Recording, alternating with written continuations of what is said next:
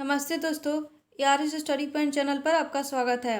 आज का हमारा टॉपिक है व्यापारी, राजा और तीर्थयात्री, जो कि एनसीईआरटी बेस्ड है। हम आपके लिए आज 22 वस्तुनिष्ठ प्रश्नों का संग्रह लेकर आए हैं।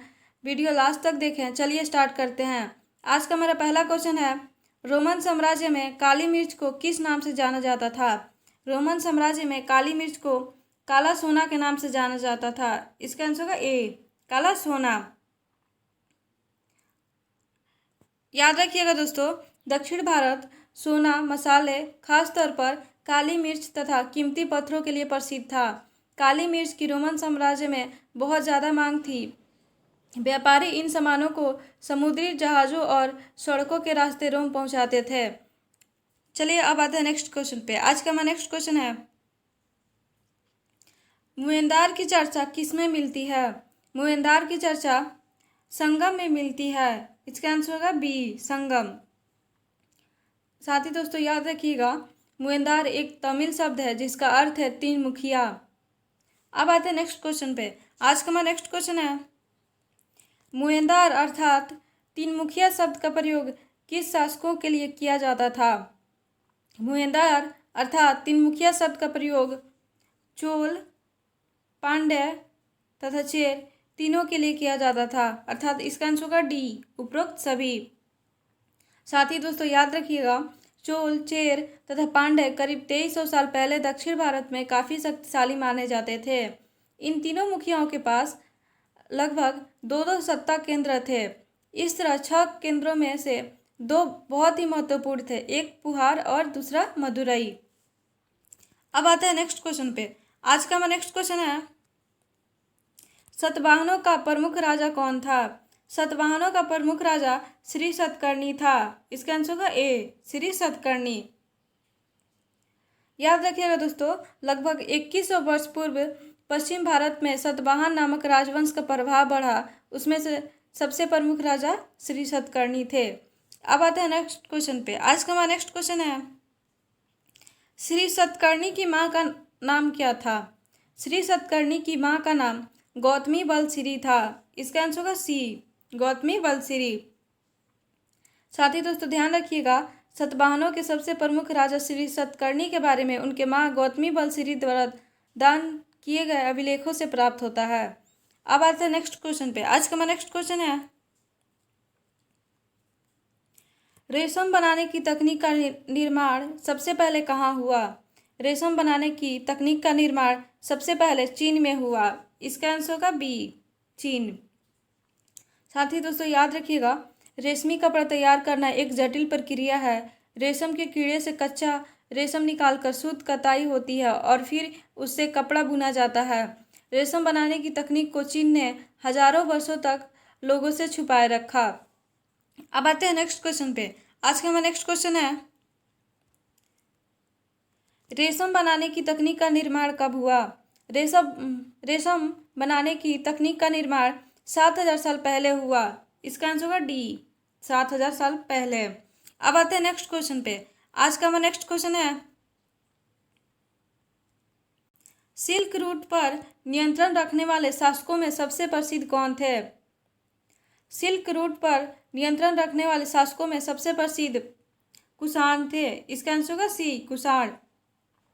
साथ ही दोस्तों याद रखिएगा, रेशम बनाने की तकनीक के निर्माण के बाद चीन से पैदल घोड़ों या ऊँटों पर कुछ लोग दूर दूर की जगहों पर जाते थे। जिस रास्ते से वे जाते थे वह रेशम मार्ग अर्थात सिल्क रूट के नाम से प्रसिद्ध हो गया। अब आते हैं नेक्स्ट क्वेश्चन पे। आज का हमारा नेक्स्ट क्वेश्चन है,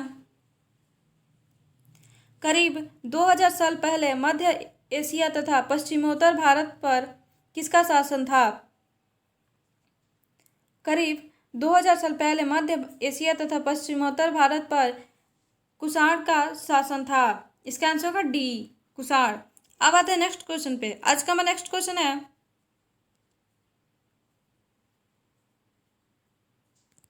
सबसे पहले सोना का सिक्का कौन जारी किया? सबसे पहले सोना का सिक्का कुषाण ने जारी किया। इसका आंसर होगा ए, कुषाण। अब आते हैं नेक्स्ट क्वेश्चन पे। आज का हमारा नेक्स्ट क्वेश्चन है, कुषाणों का सबसे प्रसिद्ध राजा कौन था? कुषाणों का सबसे प्रसिद्ध राजा कनिष्क था। इसका आंसर होगा बी, कनिष्क। साथ ही दोस्तों याद रखिएगा, कनिष्क करीब 1900 वर्ष पूर्व शासन किए। उन्होंने एक बौद्ध परिषद का गठन किया जिसमें एकत्र होकर विद्वान महत्वपूर्ण विषयों पर चर्चा करते थे। अब आते हैं नेक्स्ट क्वेश्चन पे। आज का हमारा नेक्स्ट क्वेश्चन है,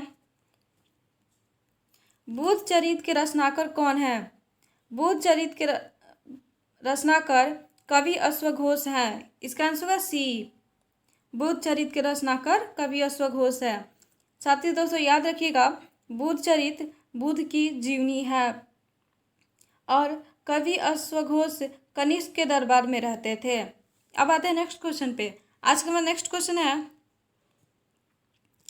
चीनी बौद्ध तीर्थयात्री फासियन भारत कब आए थे? चीनी बौद्ध तीर्थयात्री फासियन भारत 1600 वर्ष पूर्व आए थे। इसका आंसर होगा ए, 1600 वर्ष पूर्व। अब आते हैं नेक्स्ट क्वेश्चन पे। आज का हमारा नेक्स्ट क्वेश्चन है, स्वयं तसांग भारत कब आए थे? स्वयं तसांग भारत 1400 वर्ष पूर्व आए थे।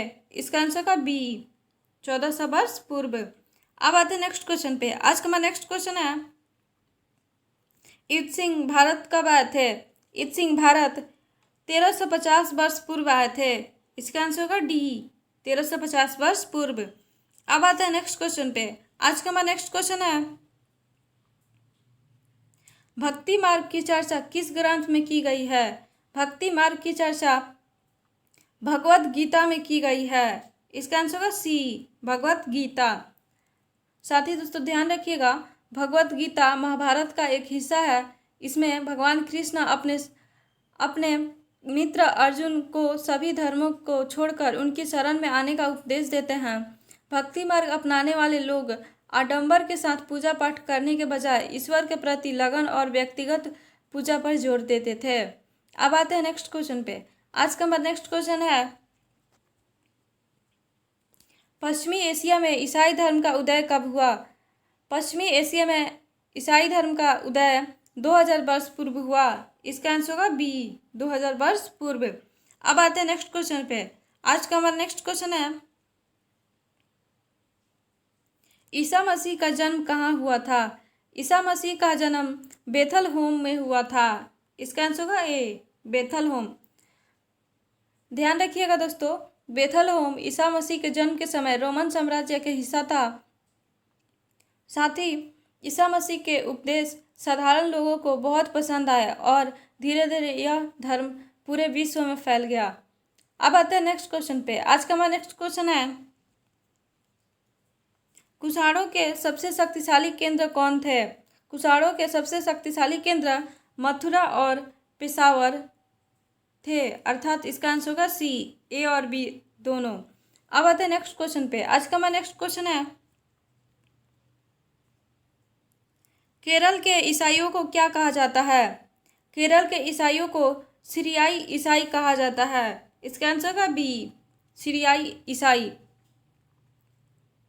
केरल के ईसाइयों को सीरियाई ईसाई कहा जाता है क्योंकि संभवतः वे पश्चिम एशिया से आए थे। वे विश्व के सबसे पुराने ईसाइयों में से हैं। अब आते हैं नेक्स्ट क्वेश्चन पे। आज का हमारा नेक्स्ट क्वेश्चन है,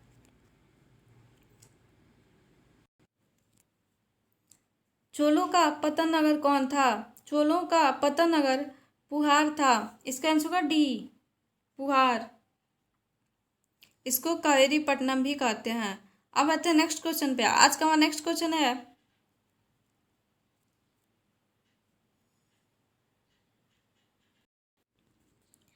पांड्यों की राजधानी कहाँ थी? पांड्यों की राजधानी मदुरई थी। इसका आंसर होगा ए, मदुरई। थैंक यू दोस्तों। अगर वीडियो अच्छी लगी हो तो लाइक शेयर और सब्सक्राइब करें, साथ ही बेल आइकन को क्लिक करें।